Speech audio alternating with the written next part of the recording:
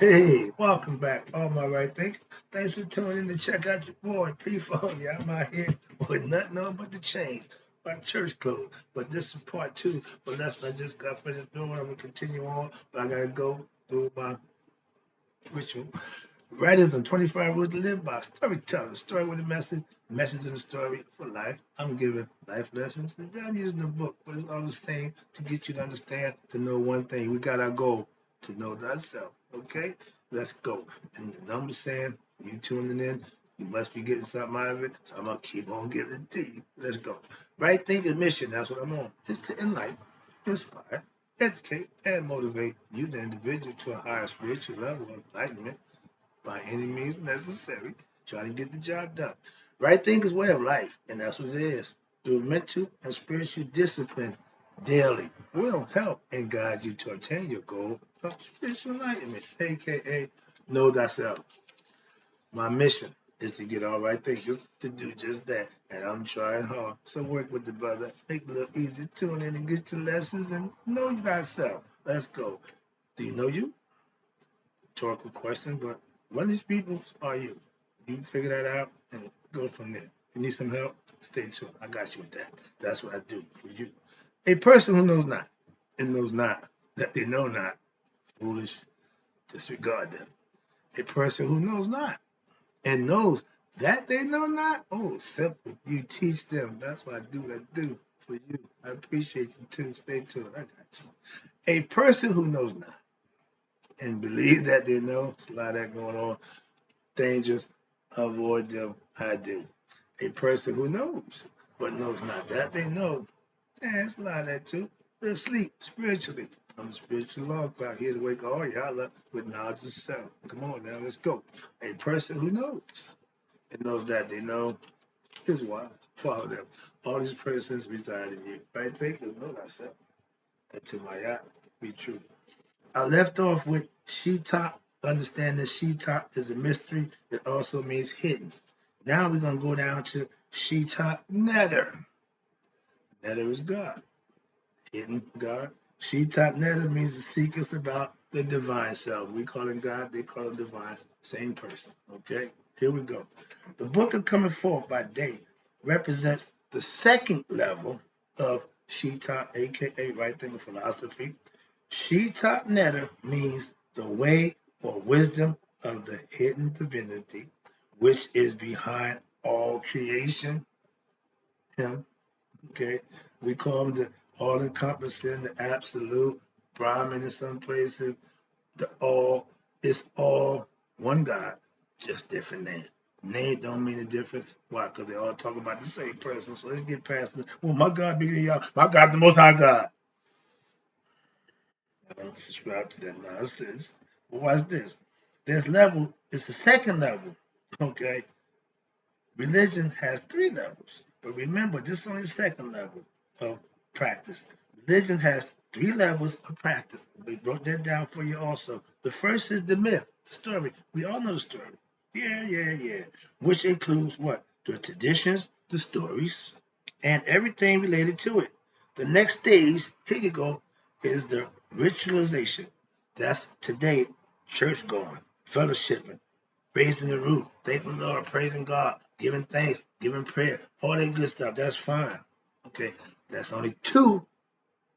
That's only two of the three levels.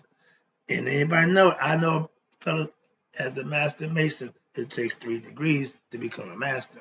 I know a lot of ones and twos. I'm just saying. So a lot of Christians are ones and twos, very few threes. Why? The next stage is revelation, and then the final stage is what? The metaphysical. What is that? That means actual putting it into use. Finding out for yourself that it do or don't work. But you'll know for yourself if you put it to use. Your metaphysical philosophy behind the teachings given in the myth. You have to live the myth, know for yourself. That's the experience. That's the stage experience. That's the mystical experience. That's the awakening. That's the resurrection. That's reaching Nihas. Well, all those are saying again, saying the same thing. So understand that. Now, the book of the Assyrian resurrection presented the complete myth of Asar, or Osiris, Aset or Isis, and Haru, what they call Horus. The book of coming forth like that represents stage 2, the realization of the myth, of Asar.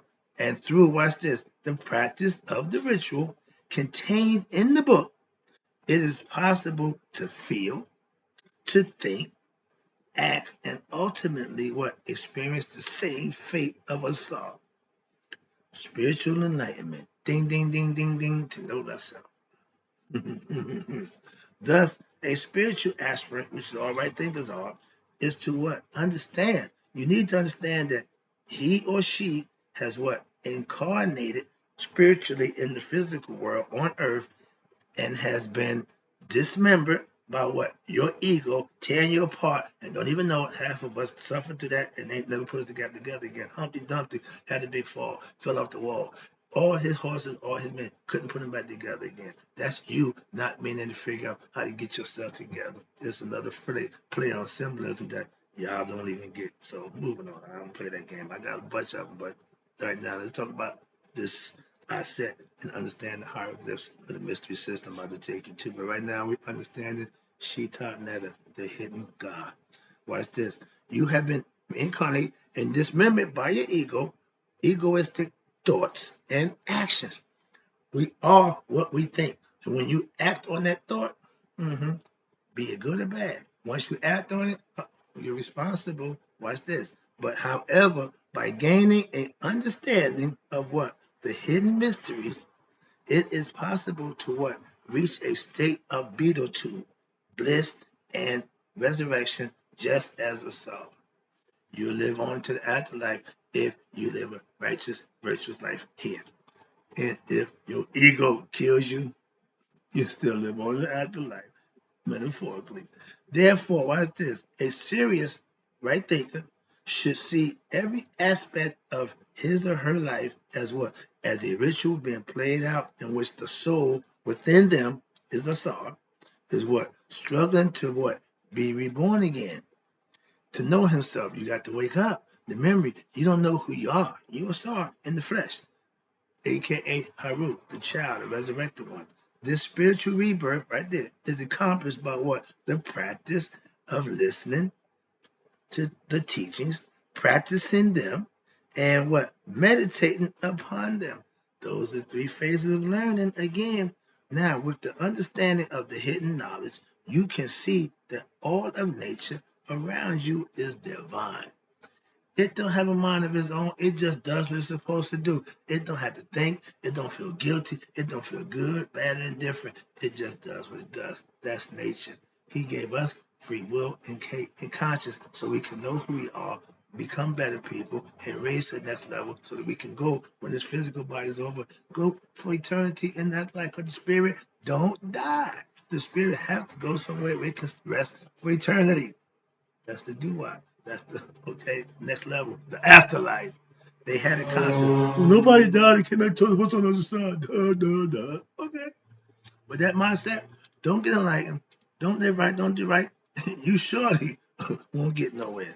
This includes, watch this, all nature is divine. Now, this includes the plants, your animals, planets, and stars, food, other people, etc. So, through your understanding of the myth, here we go again, of the myth and how it relates to your life, and by living your life, what? According to this understanding and the ritual, you can lead yourself to discover and realize and have that mystical experience. The 3rd level for you Christians, that mystical experience is what? The deeper truth behind your own being, aka knowing thyself. This is the true practice of religion. That's what the intent. I keep telling you, I know what religion is for. I know the intent. A lot of y'all practice it and teach it, don't have a clue. But if you understand that religion, the superficial teachings of a religious myth, is just that, superficial. You have to go deeper. This, okay. You had to go deeper to understand the deeper implications. Watch this. You will not obtain the higher realization when if you practice, excuse me, your practice will be at the level of dogma. All you got is words. All you got is belief. You got no action. You got no proof. You got no substantial to stand on, not substantial to stand on, but what? Your belief in what the scripture, what the Bible say. This is why, watch this. This is just the reason why there is so much religious conflict in the world today.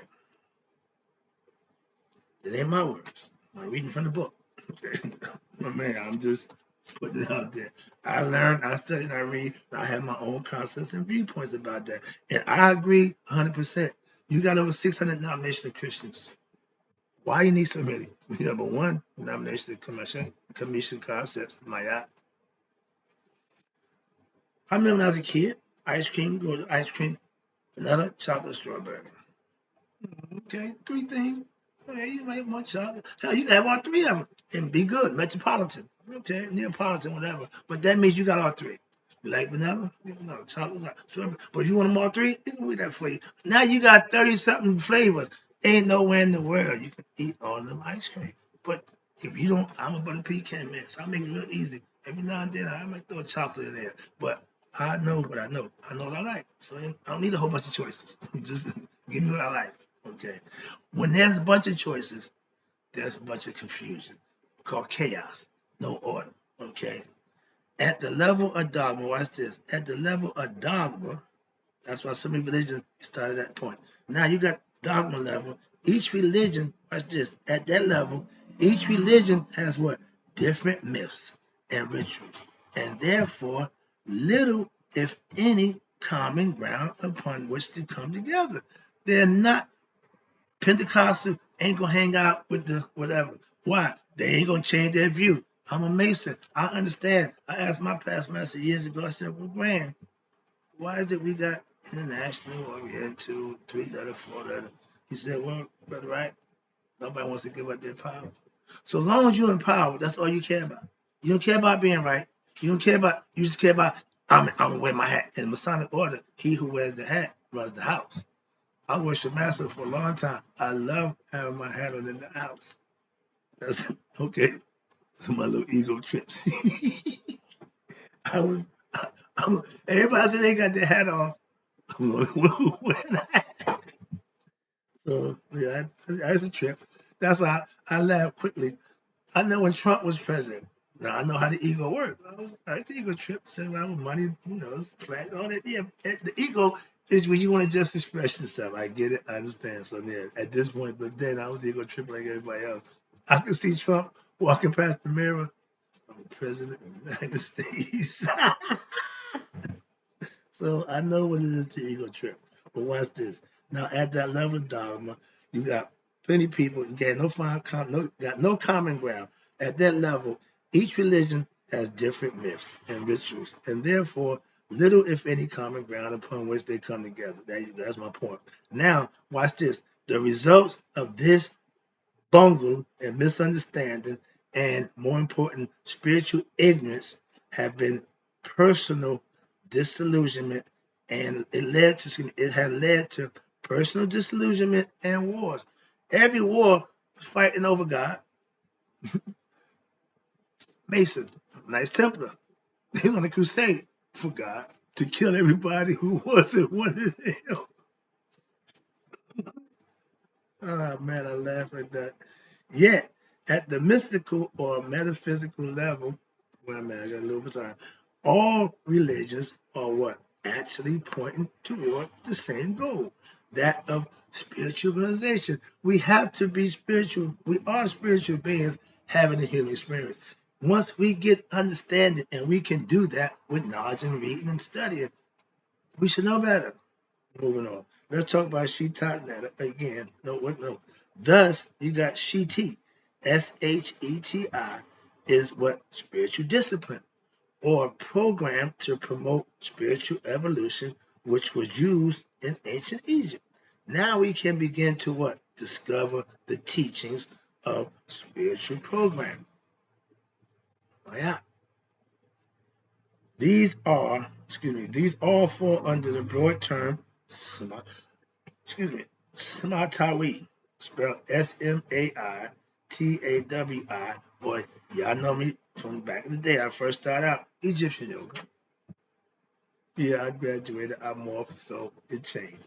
The hieroglyphic text relates to the term that explains the mysteries, provided insight into what the vast philosophy of Kemetic spirituality. They use hieroglyphs outlining the Kemetic mystery system, and they are explained below. I'm gonna try to take you through them because it's not read, but it's broken down, and everything is sheet, SET, EAAO, but I break it down as I go. But I can't show you all the hieroglyphics. If I was that PowerPoint, man, I had it all up on the back board, I'd be doing my thing. I'm getting there. Wait with me, roll with me. I got you. Now let's go with Sheta now. The secrets about the divine self, the secrets of God. God is hidden. You need to know the esoteric teachings what I give, the hidden behind the obvious. Let's go. The first term is Sheta, Sheta. It meaning a mystery, and Sheta meaning something hidden.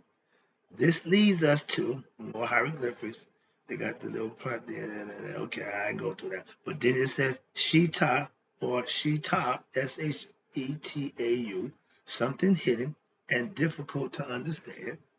Mystery, something hard to get through. Okay, meaning you have to put forth some effort, some thought, because it ain't easy. Okay, now this term relates specifically to what the mystery teachings is and its secret nature. It is difficult. Why? And for this reason, a guide or a teacher, sage, preceptor, aka, is needed. It is derived from what the term Sheta, Shetai, which means hidden or secret being, God, in essence, God, the divine essential nature. The divine is also Shetau, Shetaiu. It means hidden of forms as well as Sheta Kepri. Here we go. You will see the scarab. Sheta means the hidden meaning of the scarab, which is Kepri, which represents sunrise, the morning sun. Okay, and why? He's laid his eggs in dung. That means the dung beetle lays his eggs in dung. While they're in there, they're eating dung to grow and survive. When they come out, they're full grown, ready to eat more dung. Okay, but that's the hidden creator. Watch this, of forms. He's the hidden creator of forms, and that will come into what? Being. Hence, that's what the scarab signifies. Self-creating come into being. So therefore, the divine is also, okay, Sheta, here we go. Shetau, Aket. Told you about Aket, the two lions. One is Shu, other is Tafnut. Now, the essence behind the hidden properties which sustain matter, and Tafnut is the air we breathe. Shu is the air we breathe. Tafnut is the water comes down from heaven. So it sustains nature. The divine self is not only hidden in the present and the future forms, but also Sheta, here we go. Sheta Ba Netta. That means the hidden spirit of God, the divinity of the hidden souls, meaning that the divine manifests as the souls of human beings. We are spiritual beings incarnated in the physical body, having a human experience. And due to that sperm that the man had and the egg that the woman had, you create life every time they get together. That's an ongoing cycle, like night and day. When day runs out, night comes down. Night runs out, day starts again. It's a cycle of life. Just as, watch this, let me use this as just as the land of Kemet. Egypt is Sheta. She, again, secret. Ta means land, and covered by the Nile flood, and then reemerges what? Resurrected with vibrant new life. So too, the Sheti, Shety, or the person hidden, covered in the coffin. We talked about him, the mummy, resurrects into what? A new life. That means the spirit is going to reincarnate in another body. If it didn't get enlightened because it can't go home, it's going to have to reincarnate. Why? It don't die. That's why. This aspirant, It's this. The aspirant may wear a sheta, which is a shroud or covering a garment, and the best such garment is shetata, Shetita, haru, which is the shroud or covering garment of haru. That is taking on the protection as well as the identity of the divine self. Haru is the king where incarnated, and as such he is the Sheta, Shetau Aset. Divinity in the hidden abode, the throne. Aset represents, remember, the throne. These mysteries are contained in the Shetet, Shetit, writings, which related to the hidden teachings, and those writings are referred to, here we go, Medunetta. Excuse me, Medu, Medu, Medu Netta. It means divine speech, or the writings of the god Tahuti. Also refers to any hieroglyph text or inscriptions. The term Madunetta makes use of a special hieroglyph which looks like a staff, which means Medu, or staff, a walking stick. They tell you in life, you start out on 4, go to 2, then you go to 3. That's the old man with the third leg is the stick, the staff that you walk with. You see most old guys, I can't wait to get my long white beard and my stick. Okay. Now this means that speech is, watch this, is supported for the divine. Thus, the hieroglyphic writing is a prop which sustains the divine in time and space. That is, the divine writings contain the wisdom which enlightens us about what? The divine, the hidden one. We get enlightened to him by learning about him. Sheta Nana. And that ends the second part of this lesson. I'm going to pick it up talking about Medunetta and the mastery. Then we become, stop it right there. I'll be right back. 20-minute increments. I'm trying to keep it down to 20 minutes. Thank you. I'll be right back.